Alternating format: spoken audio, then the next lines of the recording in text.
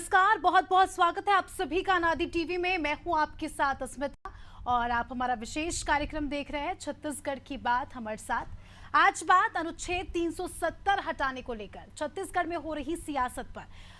अनुच्छेद 370 जम्मू कश्मीर में हटा दिया गया है, लेकिन सियासी घमासान इसमें अभी भी छिड़ा है और छत्तीसगढ़ में भी कहीं ना कहीं ये देखने को मिल रहा है। एक हफ्ते पहले ही छत्तीसगढ़ के पूर्व मुख्यमंत्री और कांग्रेस के नेता भूपेश बघेल ने आरोप लगाया है कि केंद्र सरकार का दावा था कि अनुच्छेद 370 हटने और नोटबंदी के बाद आतंकवाद की समस्याएं समाप्त हो जाएगी। वो दावा बिल्कुल गलत साबित हुआ है। अब अनुच्छेद 370 के समापन की 5वीं वर्षगांठ पर मुख्यमंत्री विष्णुदेव साय ने कहा कि अनुच्छेद 370 के समापन पर हमारे एजेंडे में ये था और उसी के लिए डॉक्टर श्यामा प्रसाद मुखर्जी का बलिदान हो गया, उन्होंने बलिदान दिया और उन्हीं के सपनों को पूरा करने का काम हमारे देश के यशस्वी प्रधानमंत्री नरेंद्र मोदी जी कर रहे हैं और उन्होंने काम किया है। जब वो प्रधानमंत्री बने तो धारा 370 कश्मीर से हटा दी गई। अब वो देश का कोई भी व्यक्ति वहां पर जमीन खरीद सकता है, मकान बना सकता है। पहले ये सुविधा वहां पर नहीं थी। सीएम साय के बयान पर पलटवार करते हुए पूर्व मंत्री शिव डहरिया ने कहा कि 5 साल हो गए पर बीजेपी अब तक जम्मू कश्मीर में चुनाव नहीं करवा पाई है। वहां प्रजातंत्र नाम की कोई चीज नहीं है। क्या कांग्रेस अनुच्छेद 370 हटाने के खिलाफ है और नक्सलवाद प्रभावित छत्तीसगढ़ में इस बयान के क्या मायने हैं? आज इसी मुद्दे पर चर्चा करते हैं, लेकिन पहले सुनते हैं राजनीतिक प्रतिक्रियाएं। इन राजनेताओं का क्या कुछ कहना है, सुनते हैं। हाँ, ये तो मतलब हम लोग के एजेंडा में था और इसी के लिए डॉक्टर श्यामा प्रसाद मुखर्जी बलिदान भी हो गए, लेकिन उनके सपनों को पूरा करने का काम हमारे देश के यशस्वी प्रधानमंत्री श्री नरेंद्र मोदी जी ने किया। जब वो प्रधानमंत्री बने तो धारा 370 कश्मीर से हटा। अब वहाँ कोई भी देश का व्यक्ति जमीन खरीद सकता है, मकान बना सकता है, बस सकता है। पहले ये सुविधा वहाँ पर नहीं थी। 5 साल हो गए वहाँ चुनाव नहीं करा पाए आदरणीय मोदी जी। प्रजातंत्र नाम की चीज़ नहीं रह गई है। रोज़ आतंकी हमले पाकिस्तान से हो रहे हैं, चीन कहीं सीमा में घुस जा रहा है। तो ये मोदी जी की उपलब्धि है, दिखाने के लिए कुछ है और कहने के लिए कुछ है। चलिए, इस पूरे मुद्दे पर चर्चा करने के लिए हमारे साथ कुछ खास मेहमान जुड़ चुके हैं। उनका परिचय सबसे पहले आपको करा देती हूँ। हमारे साथ बीजेपी के प्रवक्ता रितेश मोहरे जी जुड़ चुके हैं। कांग्रेस से हमारे साथ जावेद खान जी जुड़ चुके हैं। वरिष्ठ पत्रकार कौशल स्वर्णबेर जी हमारे साथ जुड़ चुके हैं। सभी मेहमानों का बहुत बहुत स्वागत है अनादि टीवी में। सबसे पहले कौशल जी, आपका रुख करना चाहूंगी। 370 हटाए हुए 5 साल हो गए हैं, जहां भारतीय जनता पार्टी इसे एक बड़ी उपलब्धि की तरह देखती है और जम्मू कश्मीर की अगर बात करें तो वहां पर सेलिब्रेशन किया जा रहा है, रैलियां निकाली जा रही है। तो वहीं कांग्रेस इसका लगातार विरोध करती नजर आ रही है और कई सारे सवाल कांग्रेस पार्टी कर रही है और छत्तीसगढ़ के राजनेता भी इस पर बयानबाजी कर रहे हैं। क्या मायने निकाले जा रहे हैं, कैसे देखते हैं आप इसे? देखिए सुनीता जी, निश्चित तौर पर जब कोई डिसीजन होते हैं तो हर सिक्के के जैसे 2 पहलू होते हैं, वैसे भी जम्मू कश्मीर के की धारा 370 और 35A को लेकर भी 2 पहलू निकल कर सामने आए थे। क्योंकि जब उनको 370 हटाया गया तब काफी विरोध हुआ था और यह भी कहा गया था कि इस तरह की जो चीजें हैं, क्योंकि धारा 370 के तहत जो विशेष राज्य का दर्जा था वो कश्मीर से छीनने वाला था और इसी तरह की जो बातें थी कि उनको जब धारा 370 हटाया गया तो उसको 2 अलग अलग राज्यों में विभाजित कर दिया गया, लद्दाख और कश्मीर।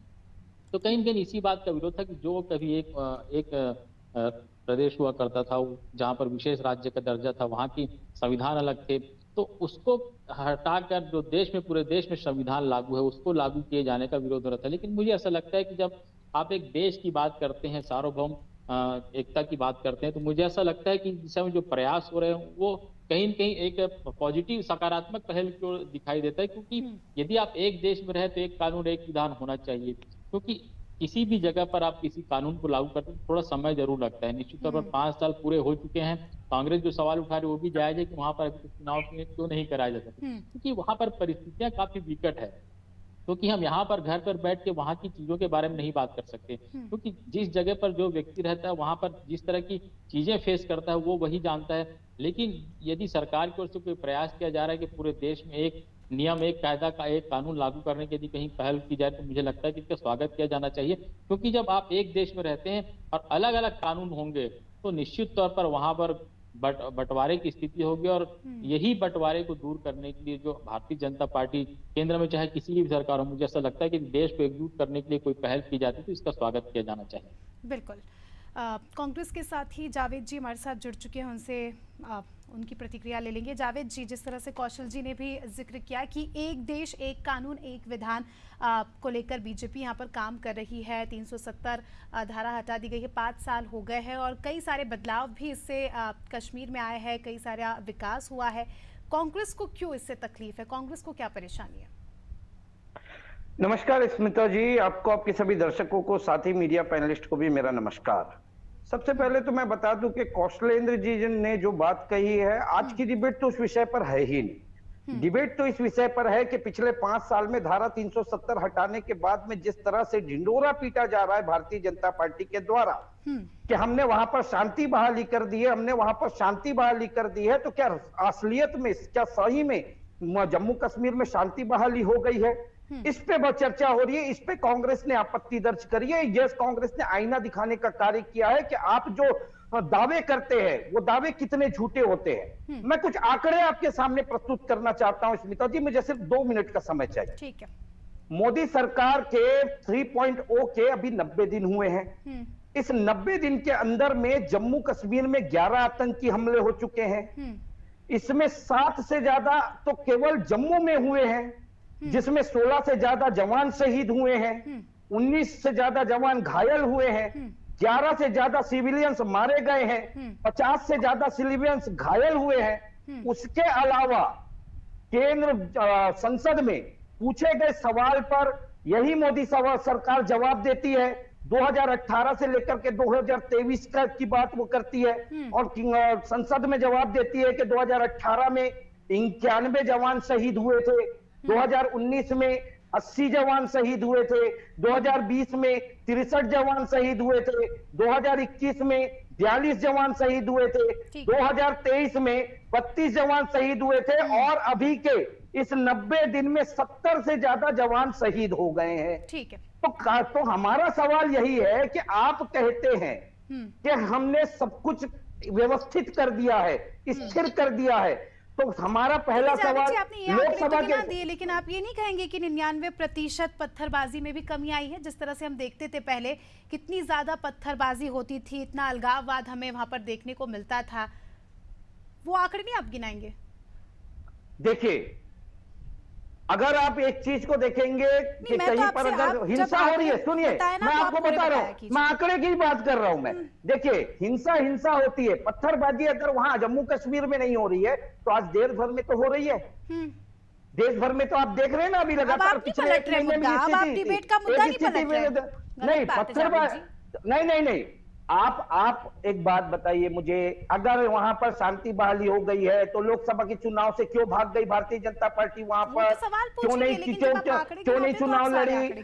दूसरी बात विधानसभा चुनाव अभी संपन्न नहीं कर पाई 5 साल में। जब तक चुनाव नहीं संपन्न करा पाए तो कैसे कह सकते हैं कि वहां शांति बहाली हो गई? रितेश जी, सुना आपने हमारे कांग्रेस के साथी को, वो कह रहे हैं कि एक तरफ आप ये बात कर रहे हैं कि 5 साल में बहुत कुछ बदला है, ठीक है बदला है, लेकिन कुछ स्थितियां हैं जो जस की तस है। आतंकी हमले लगातार हो रहे हैं, हमारे देश के वीर जवान उसमें शहीद हो रहे हैं, इसको लेकर क्या कुछ कहेंगे? देखिए, सबसे पहले तो मैं बताना चाहता हूँ कि हमारे मित्र जावेद खान जी शायद वो जो आंकड़ा लेके बैठे हुए हैं उसमें कुछ त्रुटि है या कमी है, क्योंकि जब से धारा 370 जब समाप्त हुआ है तो जम्मू कश्मीर में निश्चित रूप से वहां शांति बहाली हुई है, पत्थरबाजी जो है बंद हुए हैं। और रही बात आतंकी घटनाएं की, तो पाकिस्तान का तो हमेशा से नजरिया रहा है कि हमको जम्मू कश्मीर लेना है, तो इसको लेकर के लगातार वो आतंकवादियों के माध्यम से हमले करते हैं, लेकिन हमारे देश के जो जवान है वो भी डट करके मुकाबला किए हुए। इसलिए तो आप देखेंगे कि आज देश भर में कहा हर जगह शांति है। ये तो कांग्रेस के वो सरकार को हमने देखा है कि कहीं बेंगलोर में बमबाजी होती थी, कहीं पर पुणे में होती, दिल्ली, आए दिन देश के किसी न किसी शहर में आम इंसान जो है हमेशा डर के रहता था कि मैं रेलवे में सफर कैसे करूं, कहीं स्टेशन में कैसे खड़ूं। लेकिन आज देश में जो स्थिति है ये हमारे देश के नौजवानों की स्थिति के कारण है और धारा 370 होने के खत्म होने के आगार पे कारण है।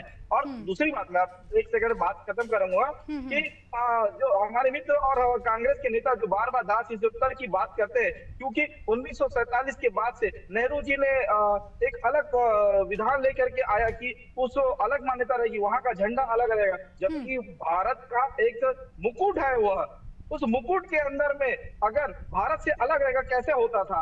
ये बातें पूरे लगभग 70 साल तक भारत के पूरे देश की जनता की भावना जम्मू कश्मीर से जुड़ी हुई है। वापस आपके साथ आऊंगी। जावेद जी कुछ कहना चाह रहे हैं? जी जावेद जी कुछ कहना चाह रहे हैं आप? बना हुआ है।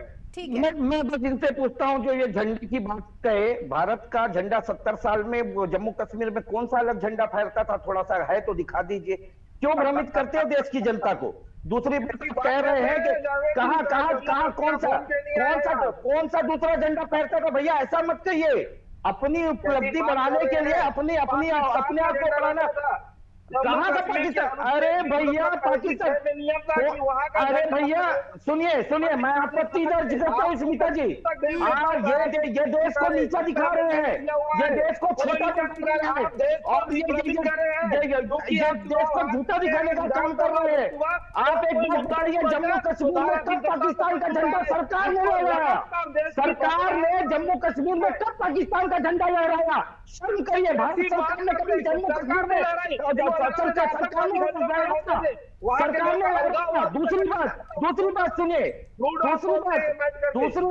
दूसरी बात सुनिए, आपको कहते थे जावेद जी मैं आपको क्लियर कर दूं, एक लाल और एक सफेद कलर का झंडा आपने देखा होगा शायद तस्वीरों में, वो किसने लहराया? भारत सरकार ने लहराया था।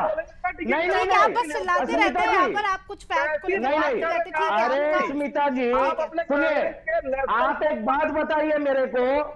नहीं, आप इनका साथ दे रही हैं। आप मैं साथ नहीं दे रही हूँ। 2019 के बाद उस झंडे ने अपना आधिकारिक दर्जा खो दिया था। पहले वहां पर वो झंडा फहराया जाता था, लेकिन अब तिरंगा ही वहां का ध्वज है, एक लाल और सफेद कलर। आप मुझे एक चीज बताइए, क्या भारत सरकार फहराती थी वो लाल और सफेद कलर का झंडा? भारत सरकार नहीं फहराती थी ना, लेकिन अब पूरी तरीके से बंद कर दिया गया है ना। जो काम भारत सरकार नहीं करती है, कोई आतंकवादी करता है, तो उसको भारत सरकार से आप कैसे जोड़ सकते हैं? 70 साल के झंडे को लेकर अब बयानबाजी शुरू हो गई। भारतीय जनता पार्टी का महिमा मंडल करने के लिए, नरेंद्र मोदी के चरण छूने के लिए देश को इतना मत गिराइए, देश को मत गिराइए इतना। कोई देश को नहीं गिरा रहा है, फैक्ट्स पर बातचीत हो रही है। और रितेश जी आपसे भी मैं ठीक है, ये हमारा मुद्दा नहीं है कौन सा झंडा था कौन सा नहीं। जावेद जी आप टॉपिक को मत भटकाइए। रितेश जी मैं आपसे सवाल पूछना चाहती हूँ, जब 370 को हटाया गया था तब बड़े बड़े वादे किए थे, और जावेद जी सुन लीजिए, और उसमें सबसे बड़ा मुद्दा था कश्मीरी पंडितों का। 60,000 कश्मीरी पंडितों को वापस से वहां पर स्थापित करने की बात आपने कही थी, लेकिन अभी भी स्थिति जस की तस है, ना तो उनका वहां पर स्थापन हुआ है ना पुनर्स्थापन हुआ है, और उनको लेकर कोई जानकारी नहीं है। यहाँ पर कहीं ना कहीं पार्टी फेल होती नजर आई है। देखिए, जो कश्मीरी पंडितों की स्थापना की जो बात चल रही है, मैं आपको बता देना चाहता हूं कि जब से ये अनुच्छेद हटा है तो तब से लेकर के केंद्र की सरकार हो या स्थानीय, वो लगातार उनको स्थापित करने के प्रयास चल रहे हैं और हो भी रहे हैं। लेकिन मैं बता देना चाहता हूँ कि ये चीजें अगर बाहर नहीं आ रही है तो मुझे लगता है उस पर जाके अध्ययन करने की आवश्यकता है। कभी आप जाइए जम्मू कश्मीर में घूमने के नाम से, बहुत से ऐसे कश्मीरी पंडित है जो वहां से बेघर हो गए थे, तो वहां पर आप अपना मकान रह करके रह रहे हैं, और बहुत बड़ा टूरिस्ट स्पॉट आज जम्मू नहीं, ऐसा नहीं है। वहां पर जो बच्चे कुछ पंडित है ना, वो भी अपने आप को असुरक्षित महसूस करते हैं। जो 60,000 जो अलग अलग राज्यों में, वो तो है ही, लेकिन ये सच नहीं है, क्योंकि बड़े बड़े वादे किए थे बीजेपी ने, लेकिन विस्थापना नहीं हुई, और जो वहां पर बचे हुए पंडित हैं वो भी अपने आप को असुरक्षित महसूस करते हैं। क्या कहेंगे? जी, ऐसा नहीं है कि जो कश्मीरी पंडित बचे हुए अपने आप देखिए, अमरनाथ की यात्रा बहुत अच्छे से होती है, चाहे वो जम्मू कश्मीर के अंदर जितने भी टूरिस्ट स्पॉट है, आज कश्मीरी पंडितों के द्वारा जो केसर का जो निर्माण होता है या फिर वहाँ के सेब के जो बगीचे हैं, वो कश्मीर पंडितों का एक बहुत बड़ा जमावड़ है वहां पर। एक बार आप जाइए, क्योंकि मुझे लगता है कि थोड़ा सा आपको जानकारी की कमी है कि मैं जम्मू कश्मीर में जाकर मुझे जानकारी की कमी नहीं है, मैंने खुद उनके इंटरव्यू सुने हैं, मैं आपको लिंक भेज दूंगी, आप भी सुन लेना, फिर आप कहना। मुझे जानकारी की कमी नहीं है, मैंने खुद सुना है तो ही मैं आपसे सवाल पूछ रही हूँ। ठीक है कौशल जी, आपके पास आऊंगी। आपने सुना दोनों ही दलों के प्रवक्ताओं को। कौशल जी, लगातार देखिए 370 हटने के बाद विकास तो हुआ है ये हम कह सकते हैं, लेकिन आतंकवाद और जिस तरह से लगातार आतंकवादी हमले हो रहे हैं ये अभी भी एक बड़ी समस्या के तौर पर हम इसे देख सकते हैं। इसे कैसे कम किया जा सके? देखिए ये राजनीति से परे होकर अगर हम बात करें तो 370 से भी अगर हम परे होकर बात करें तो ये समस्या शुरू से है, इसको लेकर आप क्या कुछ कहेंगे? अस्मिता जी, निश्चित तौर पर जो लगातार आतंकी हमलों की बात जो जावेद जी ने कही, निश्चित तौर पर ये आंकड़े कुछ हद तक बहुत हद तक सही है, क्योंकि इस तरह की जो घटनाएं लगातार वहां पर घटित हो रही है।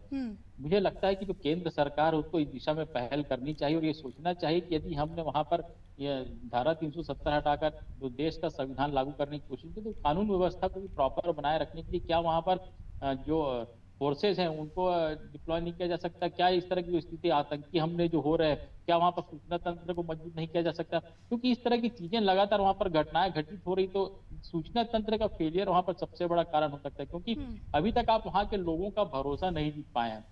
यदि आप भरोसा जीतेंगे तो सूचनाएं आप तक पहुंचेंगी और इस तरह की जो घटनाएं हैं उस पर विराम लगेगी, क्योंकि वहां कहीं कहीं जो स्थानीय व्यक्ति होता है उस पर उसके पास बहुत सारी ऐसी जानकारियां होती हैं, कौन कहाँ जाता है, लेकिन जब तक आप लोगों का भरोसा नहीं जीतेंगे, आपके धारा 370 हटाने से कुछ नहीं होगा, 35 से हटाने से कुछ नहीं होगा।